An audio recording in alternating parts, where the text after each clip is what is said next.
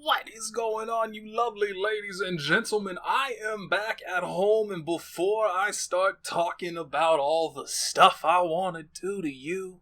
Okay, that was weird. League of Legends, Riot Games. You and I, we need to have a bit of heart-to-heart real quick. I'm really excited about your upcoming projects. I hope that it's Project L, right? Your fighting game is going to shake up the garbage status quo we currently have and forces all the fighting game devs to wake up and go, wait a minute, we got real competition now. We need to put our best foot forward, and we haven't been doing that. I hope you can do that. I am excited for your turn-based RPG that's coming out. I can't remember what it's called. That's how excited I am for it. But it has Braum for some reason. No idea why. He makes no sense in relation to the rest of the characters, but Braum is my bro. He's everybody's bro. So I'm looking forward to that. But we need to talk about League of Legends. I have been playing you for a while, and honestly, I'm petrified to get back into it because they shook the meta up a lot. They overhauled their entire item system, and I have no idea what's going on there anymore. So it's a little intimidating to try to play the game again. But they have been handing out free, quote-unquote, free skins to people with Amazon Prime memberships through the Twitch Prime Gaming program thingy. Riot, please, stop giving me Janna skins. For the love of God. I will never play enchanter-type heroes ever to begin with. That is never going to be the type of characters that I play. So, I have gotten a Lulu skin, I have gotten a Soraka skin, and I have gotten 3 Janna skins through this program. Stop! I'm fucking begging you, man. On my hands and knees before you, hands up, just praying. Stop! Give me man, I'm a man. Give me man skins. Give me skins for some bros like Shin, like Galio, like Set. Hit me with some Sejuani, you know what I'm saying? Stop with Janna, stop. Please. Okay. Moving right along. So here's what I want to do. I now got, I'm staring at it and I see my hitbox. It's ready and waiting to be used. First plan on the docket. +R. I hope people haven't already abandoned it. I'm gonna be very disappointed if +R has already become a Discord fighter, as is the case with pretty much every anime game after 2 weeks after its release.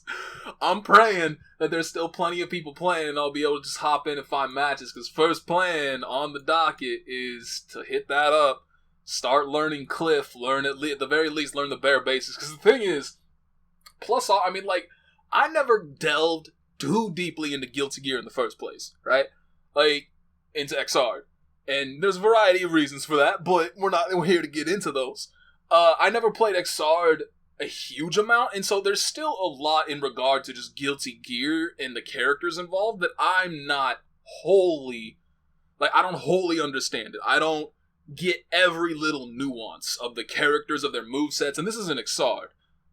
But Xrd is, much like Strive, is a very dumbed down version of Xrd. Xrd is, I wouldn't say very, I would not argue that it is very, but it is a dumbed down version of +R.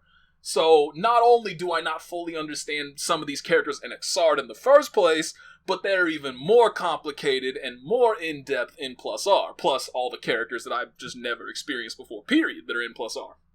So, I'm not going to need a whole lot of time to sit down and, learn Cliff, because I'm not going to be trying to sit there and master Cliff and understand every little tiny, make sure I'm optimizing all of my combos, my block strings are on point, my Oki's on point, and none of that is going to matter if I don't know a damn thing about the rest of the cast. So I am just going to learn the bare basics that I need. Learn a couple block strings, learn a couple mix-ups, learn a little, learn how to time his taunt for Oki setups, because that's amazing, and it's my favorite thing so far that I found in Guilty Gear. I love it. But it's not going to take me that long to get to that, to get to the basics and then just start playing the game. So I'm going to have that happening soon. My real hope here is, as I mentioned, this is the case with, like, I have almost universally heard nothing but good things about Guilty Gear from the fighting game community at large. And yet almost none of them actually actively play it, right? You'll have people posting videos all the time of like, why don't people play Guilty Gear? I love Guilty Gear. It's my favorite fighting game ever. Here's 5 minutes of me playing one match and you'll never see any footage of me playing this game ever again. Like, there's tons of that. I am somewhat guilty of that myself, and I'm not going to sit here and defend the reasons why, but I definitely contributed to that a decent chunk. And I'm really scared that Plus R might already be there, or at the very least is going to get there. As much as I don't want it to, I would love to be able to sit down and just grind Plus R for like 2-3 months or so. My dream right now, here's my dream. Kamone, the battle director, I don't know if that's his actual position, but he's the guy that like kind of oversees the systems for French Bread, who are the creators of Under Night and Birth, also Melty Blood. He has expressed an interest in putting rollback netcode into Under Night and Birth multiple times now.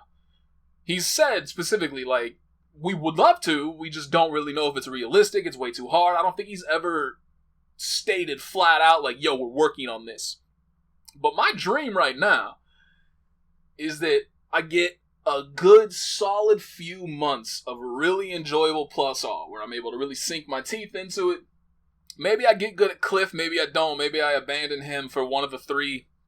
I still can't believe all 3 of the top tier characters. Actually, who's the third one? I can't remember now that I'm thinking about it. I can't remember off the top of my head who the third, I know Baiken and Testament are considered 2 of the best characters in Plus R. But who's the, it wasn't Chip, was it? I don't think, oh no, Zappa, right? It's Zappa. Has to be, hang on, I'm finding it, main page. Where's your table of contents? Where's your table of contents? Show me, frame data, FAQ, okay, that's not helping me, oh there it is. It is Zappa. Testament, Baiken, Zappa. All 3 of them are in, like, I've expressed an interest in playing all 3 of these characters in the past. Zappa and Testament were both on, actually Baiken too, all 3 of those characters I put on the list for the little, what's it called? The survey that they put out. Both the live one from Arc Revo, ages ago now. God, that was a long time. That was over a year ago now. Holy hell. When they did that, and also on the survey they put out after the closed beta, I put all 3 of those characters in as characters that I wanted to see in this version of the game. And so, now this game comes along, I'm going to start playing it. And who am I going to play? I'm going to play the bottom tier Cliff. I do this to myself. I can't blame anybody but myself. It's funny, too, because every single character that I was interested in BlazBlue as well, in the original version of BlazBlue, the first character I tried to pick was Hakumen. Now, to be fair, all 3 of the characters that I picked in Calamity Trigger specifically were all low tier. Hakumen, Bang, Tager. All 3 of them were bottom 3 in that game. But, aside from Tager, Hakumen has had his time in the limelight. He's been top tier in a couple of the versions. Bang has been top tier in a couple of the versions. Tager, he was okay in Chrono Phantasma, and he sucked in every other version. Oh, I do this to myself. If I had just stuck with Hakumen, I could have had my time of glory. If I'd stuck with Bang, I could have had a good damn time. But no, I play Tager. I do this shit to myself. Anyway, who knows what's going to happen with this? But my idea is that I get a good few months of enjoyment, of streams, of videos, whatever, of playing Plus R. And I get a really good... I'm also going to try to play King of Fighters 2002 Ultimate Match as well. I feel like that's kind of been swept under the rug a little bit, unfortunately, but it also received a GGPO patch to it that made the netcode really, really, online, really, really strong for a while. But then Plus R came out, and I feel like it just got swept away in the wake of Plus R's popularity. But we'll see. I would like to play both of those. And then the dream is that once Plus R does start leaning more toward becoming a Discord fighter, as is inevitable of any anime fighting game that any of us have ever played, Kamone announces, "We've been hard at work. Here's rollback netcode. Here's PC/PS4 crossplay. Enjoy, world! And then that sees a surge of popularity, and then I hop on that train, and I get a lot of enjoyment out of that. And then by the time that is over, they'll do the same thing for King of Fighters 13. They actually recently announced, they announced an announcement for King of Fighters 15. I fucking hate this trend. I cannot stand this recent trend of, like, releasing trailers that are a sneak peek for a future trailer. It's not even, like, a trailer for the actual thing itself. It's a trailer for the trailer of the actual thing itself. Why do they do this? It's even more, like, I just don't get it. This happens in a lot. I've only ever seen it in movie trailers now. But they'll show, like, this really quick, like, 5-second snippet of the trailer itself before the trailer that you're watching. You're actively sitting there getting ready to watch the trailer, and then it shows you a 5-second trailer of that trailer, and then it shows you the trailer. What the hell are you doing? I don't get it. I don't get it. I don't understand it. I don't know. Maybe I'm just a boomer. I don't know anymore. Back in my day, they just showed you the trailer and that was it. Anyway, so that's my dream, is that the French bread is hard at work. But yeah, so King of Fighters 15, is it like January 5th?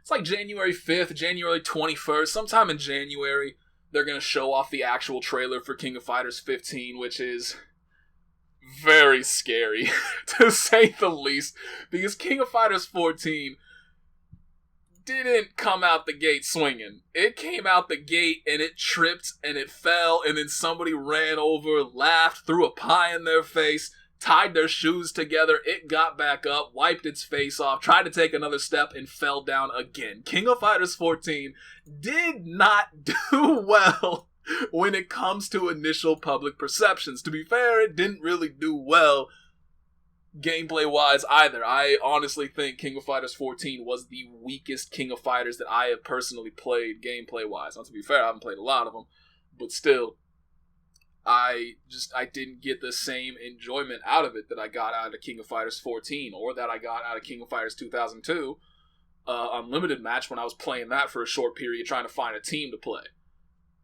Like, both of those, once I got in, I was instantly like, yep, I'm in this, I'm down with it, I'm loving it, I suck at it, but I'm learning, and we're going to get better, and here's the team that I'm going to play.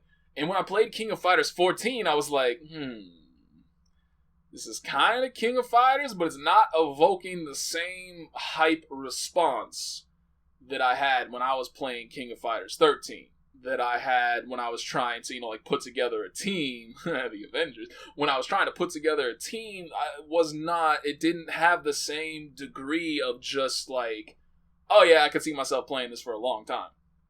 I never had the same response with King of Fighters 14. So, to say I'm scared for 15 is an understatement. I really hope that they did not focus too hard on just the graphical aspect, which is where, I mean, they received the most amount of criticism for that. And I feel like pretty much every single other criticism for the game got swept under the rug because of how bad the game was presented. So, we'll see. But I'm scared. Which is why I really hope that Kamone manages to, get mad lucky and manages to convince his company to put in rollback, cause a resurgence of popularity. Because Under Night and Birth, man, it had it. It had all the hype in the world. And then COVID hit. Plus, it didn't help that, honestly, like, UNICLR just came out, and it's another game with subpar netcode. It's not terrible, but it's not great either. And then they came out with a balance patch that, I've mentioned this multiple times, I'm not going to get into it too much, but they dropped a balance patch that, like, nobody was happy about. Everybody in the world was just like, great. Even the people whose characters got buffed, I feel like, were still, like, disappointed in the overall patch, unless you were Batista. If you are a Batista player, fuck you, I hate you. Moving on. But yeah, so that's my dream, is that I get a good few months out of +R.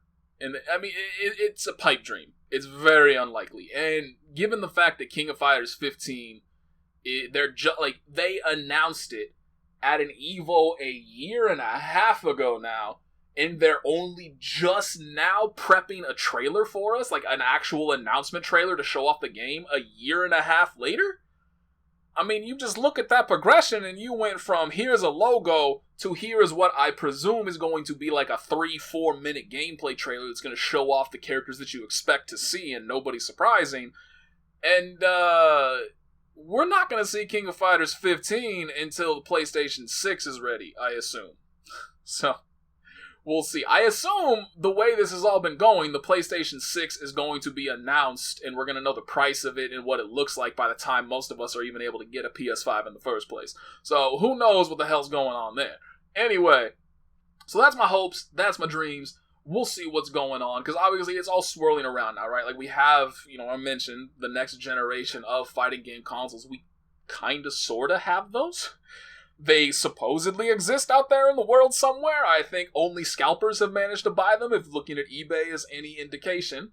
But still, they're out there, and we know nothing about the next generation of fighting games. So that's where a lot of speculation is coming in. Like, it is kind of weird that, honestly, the most amount of hype that we have seen for a fighting game at all in recent times is for a game that's over a decade old. Like, when did +R come out? Hang on. I think it came out in, 2009-ish? That ain't right. It could not have come out in 2012. You must be out of your fucking mind. I mean, it is saying September 20th, 2012, but when we're going back to that level of, do y'all remember the times when Japan got fighting games? Like, Japan got the console fighting game about 6 months before us, and the arcade version was released about a year before the console version was released.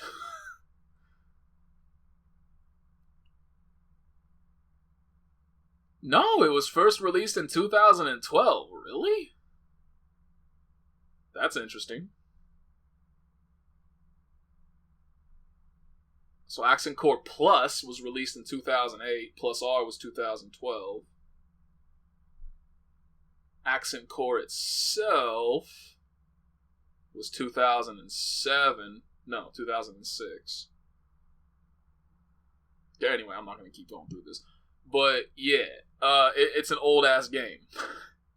And that's the one that's received the most amount of hype, legitimately, this year. Right? Pretty much? I'm just trying to think. No, all the games that were announced for the fucking... What's it called?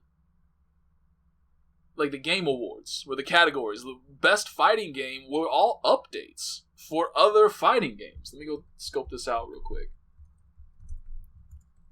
I can't vote because I'm not going to make an account. I ain't no... Whatever. Loading. Since when... Errors? Is this shit already over? What's going on? Why are you showing me an error? For your goddamn... Oh, maybe it was old? Must have been old. Sign in to vote. Oh, that's right, because I wanted to vote for Hades for a game of the year. Because honestly, I think that shit deserves it. But then it was make an account to do this. And I said, nope. I'm out. Sorry, Hades. Hope you win regardless. It probably won't. Just for... Oh, yeah, Grand Blue Fantasy.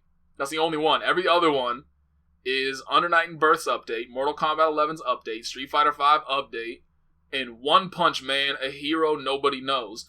Everybody knows One Punch Man. It's one of the most popular animes in the world, but nobody knows about this game because it's garbage.